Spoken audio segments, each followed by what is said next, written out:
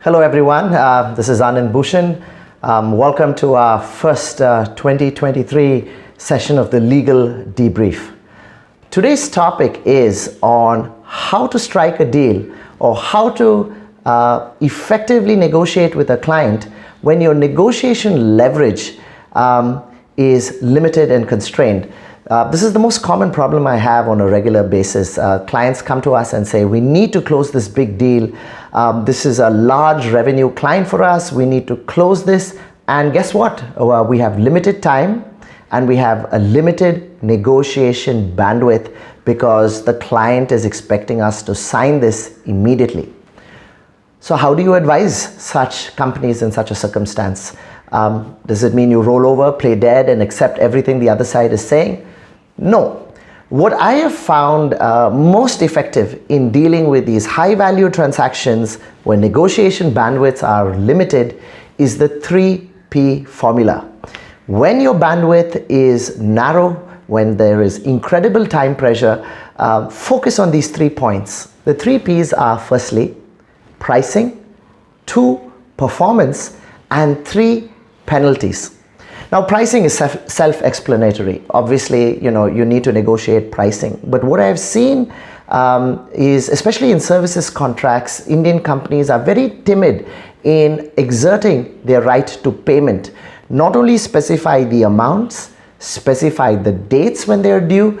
If it's a tranche-based payment, identify the milestones in which these payments become due and payable to the company, and effectively and assertively negotiate these terms. But again, pricing is the simplest of the 3. The second is your performance obligations.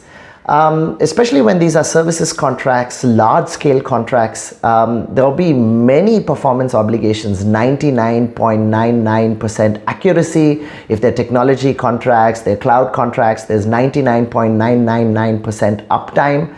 So these type of unrealistic performance parameters, whether it's accuracy, whether it is uptime, whether it's the type of warranties or any other performance parameter, it's up to you as the service provider to set realistic expectations and clear commitments that you can live up to with your end customer.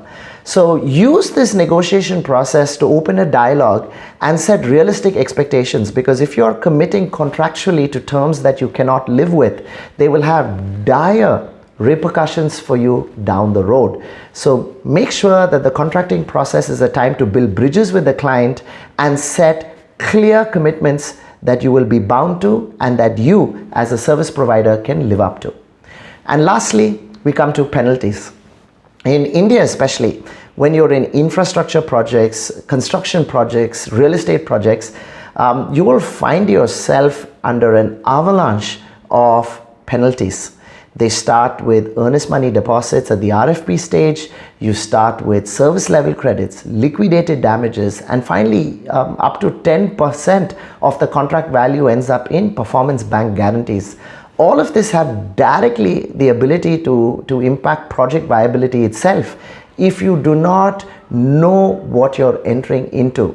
So a lot of clients come to us and say, we have to win this bid, and every time we call out some of these penalties, our scoring in the RFP goes down. It impacts our competitiveness. No doubt that's true. That's the nature of the market you're operating in. But at the very least, understand these consequences. Issues like performance bank guarantees continue to haunt you even after project date has completed. These, coupled with onerous dispute resolution provisions, make sure you're out of pocket 10 to 15% of project value even before you have had a chance to litigate. So go in with your eyes wide open. And to summarize, even when you have limited negotiation bandwidth, pricing, performance and penalties is something that you should have a laser focus on, especially as a service provider. And with that, I wish you all the best for 2023 and capturing the market. All the best.